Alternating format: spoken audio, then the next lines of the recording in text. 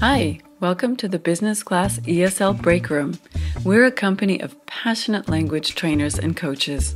We're here to share ideas to improve our skills and strengthen the training community. Follow us on Instagram at business_class_language and subscribe to the ESL Breakroom playlist on Spotify, Deezer, or Apple Music for new episodes. Hi, and welcome to the ESL Breakroom. I'm here today with the founder of the Confident English Training Program, Tanya Meyer. Tanya reached out to me via our mutual connection, Nicola Prentice, who you may remember from episode 23. I recommend it. You'll be glad you did if you look it up. But I'm so glad Tanya reached out because after our first conversation, I knew that she had something really special to offer us trainers and something quite different and that I'm quite interested in. So if we could just dive in, you see, Tanya brings a unique focus to her language training. It's a holistic one. So her teaching integrates mindfulness, contemplative practices that, as she states, leads to calmer, more open, and skillful communication. And who doesn't want that, right? More of that. This world needs it. So Tanya joins us today from Mexico to tell us all about her own mindfulness journey and how that has colored her professional life and personal life. And so I'm really excited to dive right in. So welcome, Tanya. Thank you for making time for us.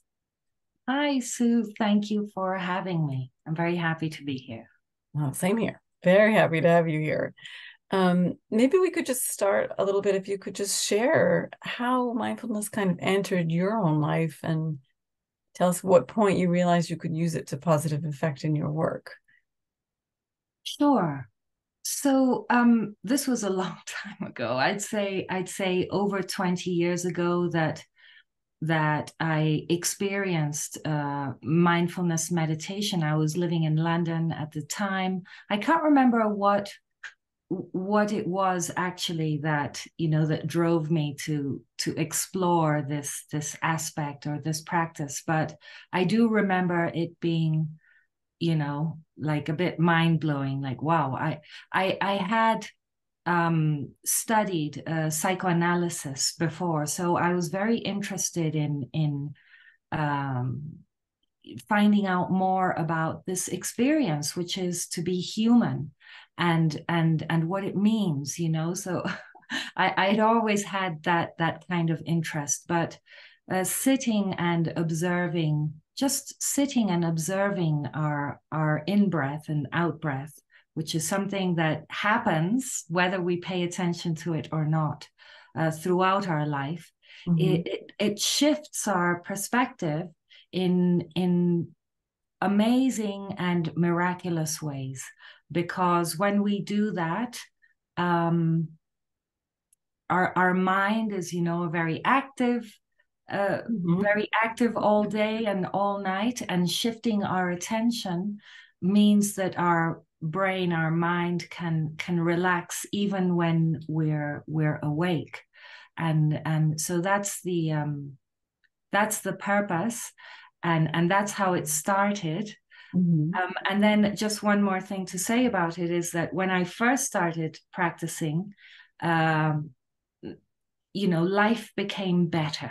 It's a very subtle thing. It's not easy to put into words because it's so deep, you Mm-hmm. know, but things started to get better, let's put it that way. And then because they started to get better, I thought, okay, well, I guess I don't need this anymore. So I stopped practicing. And just as the effects or the benefits are subtle, and the path ahead kind of opens up in a way that you can't really put into words, so when you stop practicing, it starts clouding over in subtle ways, and you don't realize until the time when things get tight, and I think that's an experience that many teachers have. We know that the terrain of mental health is part of the education industry these days. I mean, we Mm-hmm. talk about it a lot, you know, Indeed. how teachers are really suffering from all the pressure and, um, you know, just having to perform and all the duties and all the students and the responsibility and all of that. So that got to me Mm-hmm. after having stopped practicing for several years, and then realizing, okay, what can I do here? And I remembered, oh, I know what I can do. I know what I can do. I just need to sit. And I already had the techniques because I'd been practicing in London, so I knew what I had to do. And I did. I just sat back down after several years, and immediately things started shifting again. So, yes, from going from a very stressful, tense, kind of unavailable, you know, kind of walking in, delivering the lesson, and then walking out, that kind of pattern, to, you know, oh, hi, hi. Nice to see you. How's things? And engaging, and not so much delivering a plan, although having a plan. Mm-hmm. Um, Being more open to digress, to come back. Uh, yeah, like everything changes when there's space inside. And I would love to just go a little deeper and maybe backtrack for a minute with that. I love how you're framing this because it's so good to hear that things get better and that we can get it back if we've stopped. But maybe for some listeners who might not really be aware of mindfulness, they hear it a lot or it's a lot out there in the media these days. What exactly does that mean? And what does it look like when you practice it so they can get a clear idea of that? Great. I love that question because you're right. We talk about it a lot, Yeah. but it's let's say let's use the word exercise. Mm-hmm. Okay, so we can talk about exercise, and many books have been written about exercise, and we know that exercise is good for us, and you know, so we can talk about it theoretically, but doing exercise is what is going to bring the benefits to our body. So, what does mindfulness look like? Well, at the beginning, we need some kind of instruction. We need to know what to do because many of us think that mindfulness means just sitting and closing your eyes and don't think, you know, think Mm-hmm. about nothing, or empty your mind. It's like, well, no, that isn't how it is. Uh, there are classic meditations. Um, where there are specific stages. So, for example, you sit down, let's say for 20 minutes, and in those 20 minutes, there are 5 stages or 4 stages of the meditation, where in the first stage, just to give you an example, Mm-hmm. you are simply bringing your attention to your in breath and your out breath. So, sorry, before that, making sure that you're sitting in a comfortable upright position, you know, and that you can be still for the 20 minutes of the sitting. So the question of posture is an important one, Mm-hmm. but just making sure you're upright and comfortable, and then, like I say, bringing your attention to your in breath and out breath. And what happens when we do it for the first time, or you know, when we're beginners, is that we think we're doing it really well, like, oh yeah, I'm just observing my in breath and my out breath. And what we're not able to discern so quickly at the beginning is how easily our mind gets distracted, because we're not used to paying attention to our in breath and our out breath. You know, to the mind, that's a boring thing to do. Like, why am I going to observe that? I don't need to. The mind is Mm-hmm. very like problem solving oriented, right? So what Mm-hmm. we want to do is solve a problem. Why am I going to focus on my in breath and my out breath when I've got things to think about?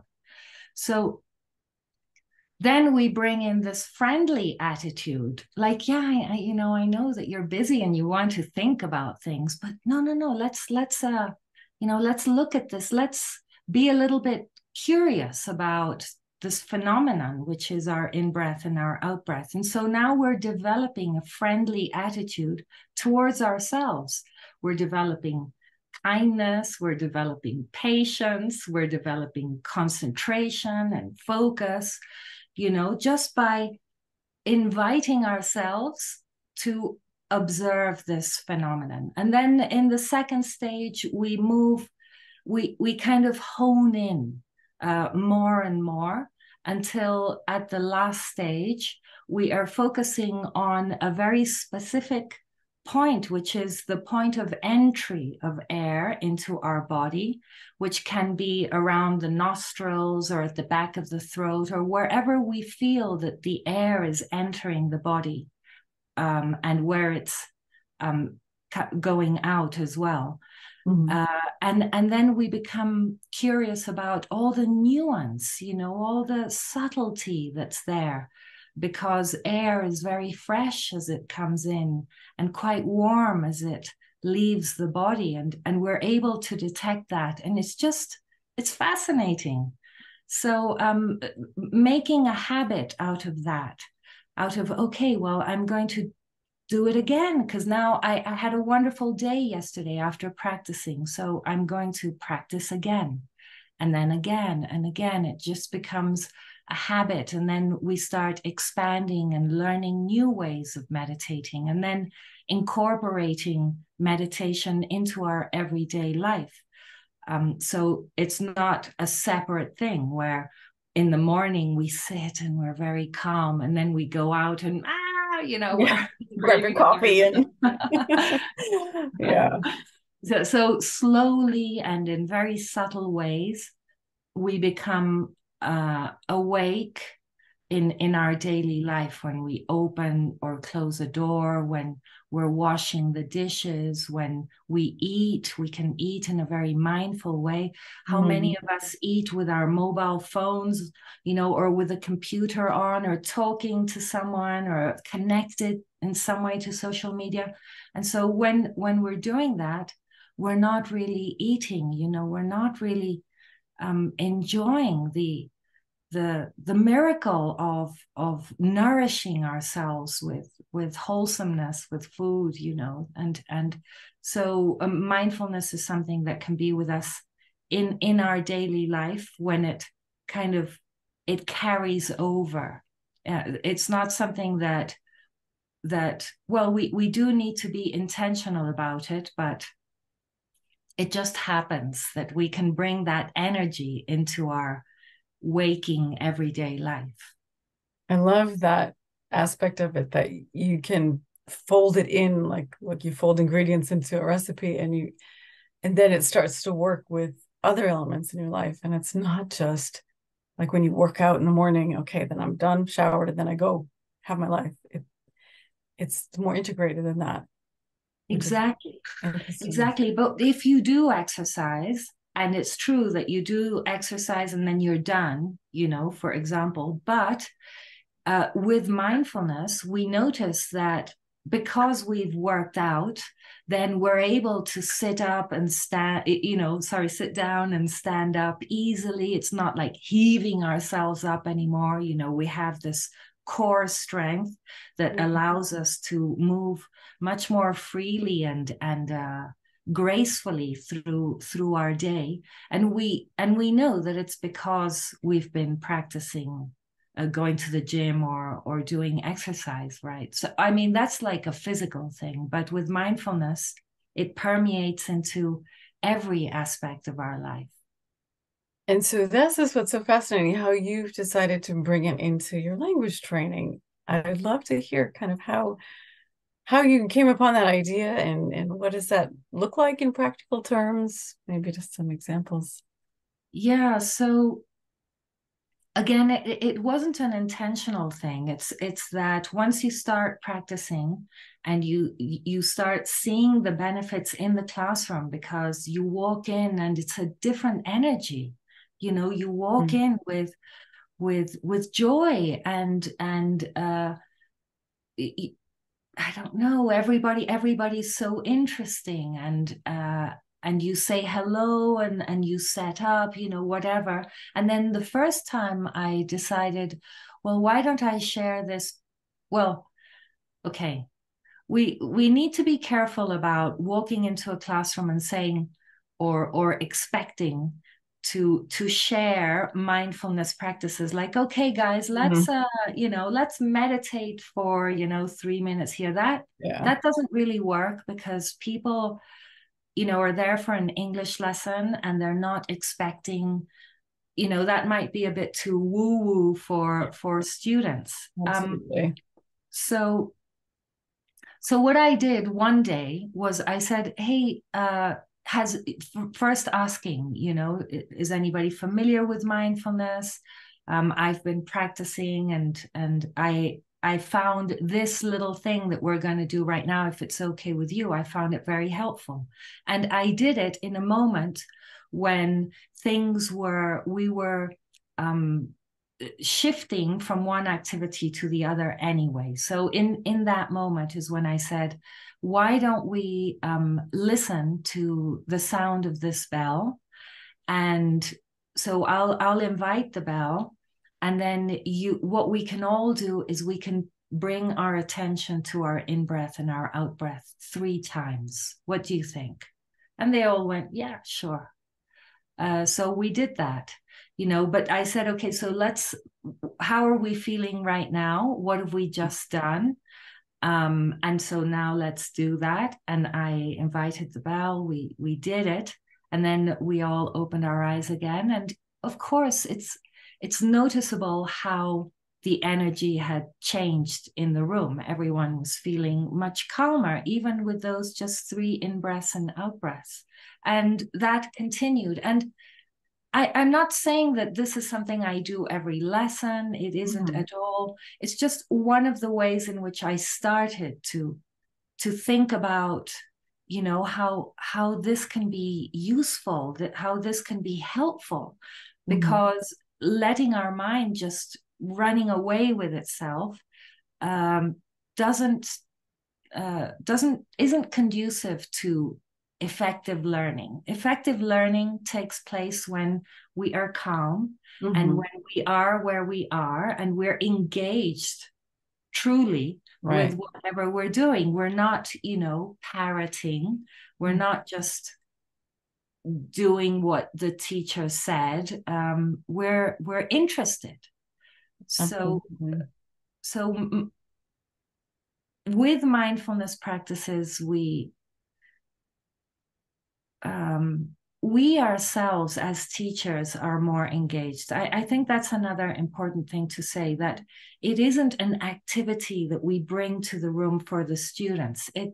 The shift or the change in energy needs to be ours, the Mhm. teachers. We need to be engaged with the practice, and then it spills over into the classroom in very creative ways. That's why I can't say like this thing or that thing, because it just happens organically, because I'm a practitioner.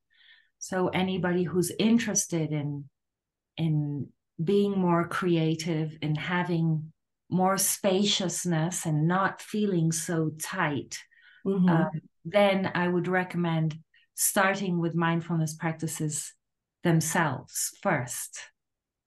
I love how you bring in the brain and the element of being receptive to learning, because it's true. This is what we're there for. And if we want optimal results for our trainees and students, it behooves us to do something that would help them do that. And I do remember with the private client I had years ago, and I used to frame it like, well, let's just make the switch to English brain, or actually do that with groups too. Like, you're coming from the office, you're busy. Now let's just do this little thing to switch into English brain, because they've got to switch from their native, you know, language anyway. So we might do a quiet moment, or with this one person, we did a few breaths of true mindfulness. And it always felt so much better for her and for me. So it is just in the name of good learning practices, you know? Yes, exactly.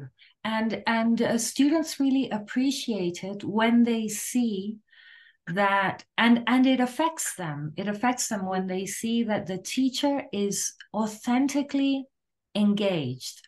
The teacher genuinely wants the person to learn. And and because of these practices, then the teacher has a lot of ideas, that come spontaneously, and that are in direct response to the personality of the student, or the energy in the group. So we become much more adept at reading the room, Mm. and seeing who's who and what's what, and perhaps how, when a shift is necessary. We are so used to, as teachers, doing things on autopilot. Like, Mm. there's this methodology. We walk in, hello, and then we set the activity up, and then we put people into groups, and then we change them around, and then so there, it's like this way that we do things. And then we monitor, we write little things down, we put things on the board. But the way, if we are, I remember before practicing, uh, kind of setting things up, but looking forward to those moments in the lesson when I could switch off, because Mm. they're busy right now. And so I could just think about what I needed to think about, or what I thought was important. And so I wasn't really there. I was somewhere else as a teacher. That's the My next mind was, activity. or the next activity, or, Yeah. whatever it was. Um, but also I confess that because I am a seasoned teacher, there were a lot of times where I had an issue at home, or I was hungry and I was thinking about what I'm going to eat, like things like that, and I Yeah. wasn't really. I was checking my mobile phone. um, and then once the practice kicked in, once I realized, no, I mean, this doesn't make me the teacher I want to be. I want to be I want to enjoy what I do. I want to really, live it deeply, because this is the only moment I have to live deeply. My life isn't in the future, it isn't in the past. This is where my body is. My body cannot be anywhere else. So let me invite my mind into my body as often as I can, so that I can really do this in a way that's helpful, because that's why I'm a teacher. I want to help people. And I think that's true for all teachers. Yeah. So, Yeah. I love that. I love the image of inviting your mind into your body to say, hey, don't run ahead of yourself. Be here now. Feel the day. It's another way I've heard that yeah. expressed that really made me go, yeah, am I feeling the day or am I racing through it? Um, Fabulous. So maybe you could talk about some of the benefits that are unexpected or expected. Maybe the unexpected could be interesting that came out of doing this with your trainings. Yeah, so I suppose that the unexpected is this question of inner space, Mm. uh, because before I really did feel that it was a box ticking exercise, to wake up in the morning and to have an endless to-do list. Not endless, but I had Mm. things to do every day. And it seemed like as soon as I ticked one box, it was on to the next. And it felt a bit robotic. Mhm. And then after the practice, or once I started practicing, I realized, well, actually, isn't this strange that time and space, kind of, they're stretchy substances. They open up. And so I found myself having the time to go out for a walk every day, or to ride my bike, to look up into the sky, to observe the clouds. Oh, now I can hear bird song, just being out in the street and listening to the birds, and seeing them. I live in the Oh, middle of a busy city, and all of a sudden I was seeing birds, and it was like they were saying hello to me, like, "Hi, I'm here. we're Oh, I here. see you." And I hadn't seen them for so long, and it's just such a wonderful thing to pause and breathe and look and see that we're here. We're here, and this is it. It's Yeah, not a rehearsal. Um, so so true. That's fabulous. So, what advice would you give other trainers who might like to experiment with mindfulness in their life or even in their work? Do you have any advice? yes, well, I do. Because Let's hear I it. know that you're in France, and the teacher I follow, he was a Vietnamese Buddhist monk, and during the Vietnam War, he was a young monk, and he started these. He was a peace activist, and what he wanted was reconciliation. Mhm. And so circumstances were such that he was able to travel to the US to explain to the powers that be there that the war in Vietnam was just causing, so much suffering for so many people, for the Vietnamese people. And there seemed to be so many international interests there, and so he did that. He went to the US to try, and he met Martin Luther King at that time, who was Oh, also, very active. And when he returned to Vietnam, he wasn't allowed entry back into his own country. So that forced him to look for to seek uh, to be exiled. He was exiled, and instead of going to the US, which was an option, because of the conflict and everything, he accepted an invitation from France, and oh, so that is where he, because France and Vietnam also have a very long-standing, relations. So mhm. he settled there in the south of France and near Bordeaux, and Mhm. that is where his uh, one of his monasteries is. But he did settle. He did found monasteries in Germany and in the US later, in Thailand, in Vietnam, and so on. And so for people in France, if they happen to be, in the Bordeaux region, then visiting Plum Village for a day of mindfulness, which they set up very often. This is days where the public can Oh, go and wow. just, experience mindfulness in the flesh, guided by monastics. And it's a wonderful thing.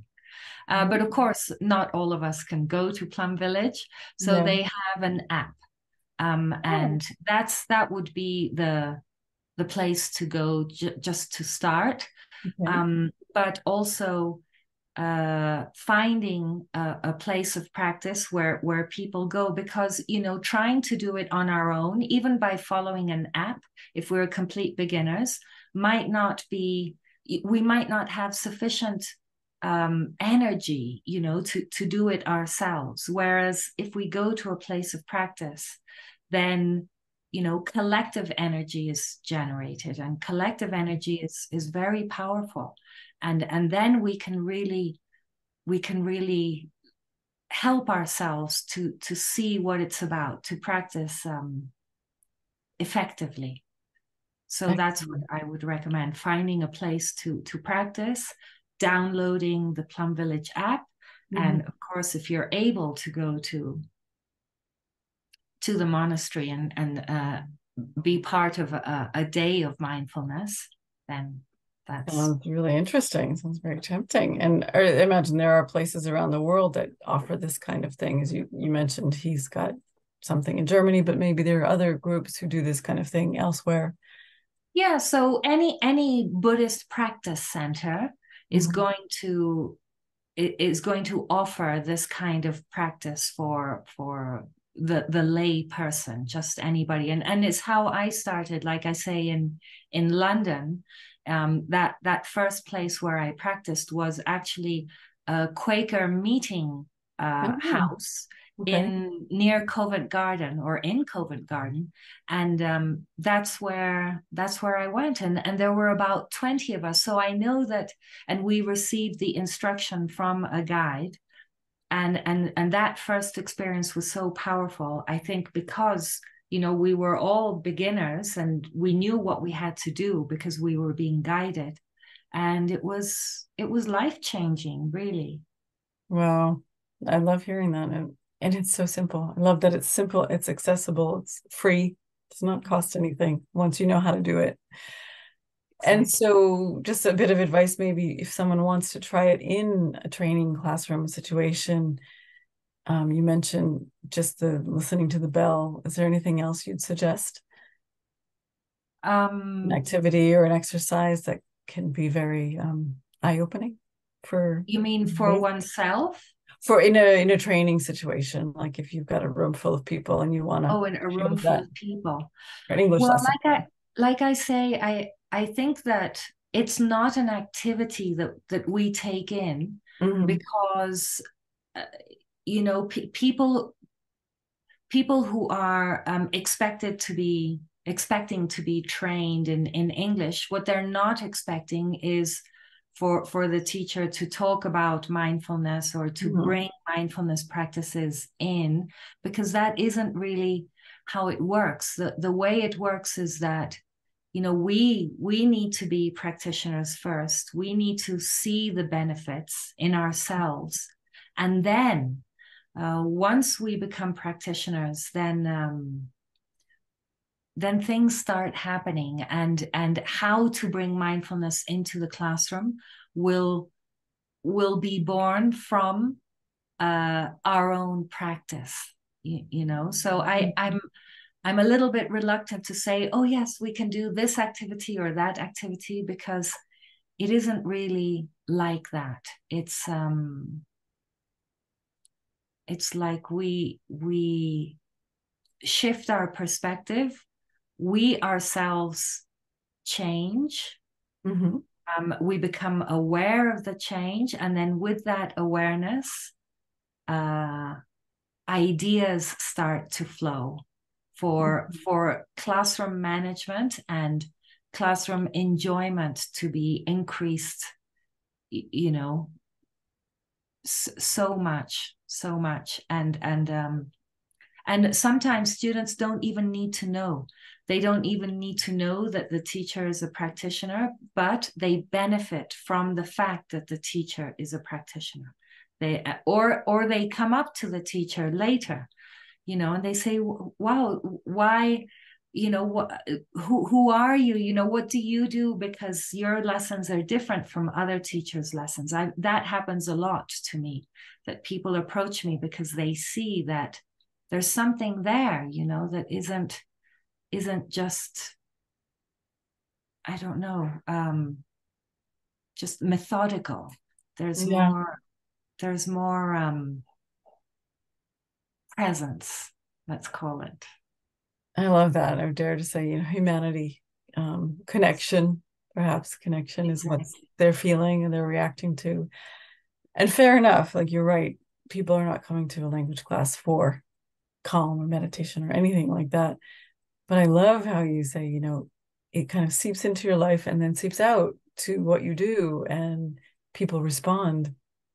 And, Exactly. And it's given me the opportunity to create my own program, and this happened during the pandemic, that, from going from class to class and spending a lot of time moving around, suddenly this stillness for me was, I know that so many people mm, suffered. I know that it was terrible for many people, but in my experience, the pandemic was a blessing, in the sense that it forced me to be still.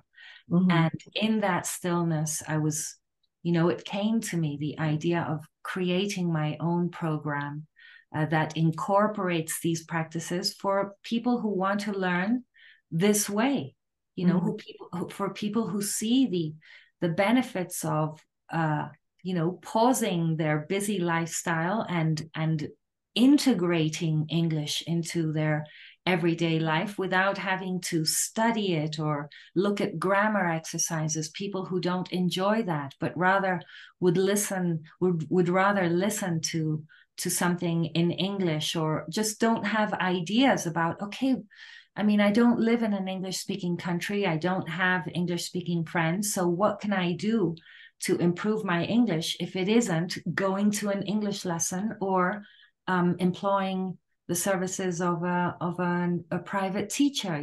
Those are the two options that people normally have. But there is so much that people can do to improve their English with those things or without them. Yeah, that's perfect. That's perfect.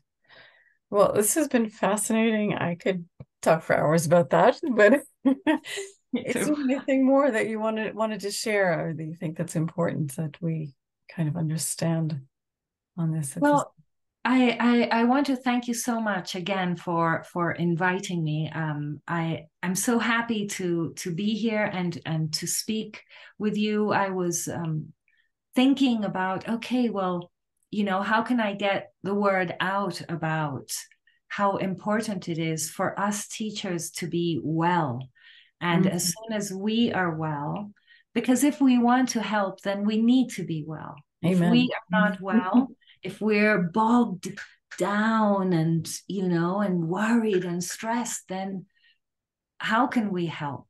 So I thank you again for this opportunity. Well, thank you. And I thank you for the reminder, because even if I dabble or I'm interested, you find you always need a reminder. Life sneaks up on you. You get busy and stressed again. And it's so great to have you back on my screen going, oh, remember, you can calm it down. Yes. So thank you. So I hope our listeners will also take this on board, and hopefully it'll make some great changes for them too. So hope so. Thank you, Tanya. Thank you. Thanks for joining us in the Business Class ESL Breakroom, the podcast designed to bring business English trainers useful ideas, inspiration, and conversation that motivates. See you next time.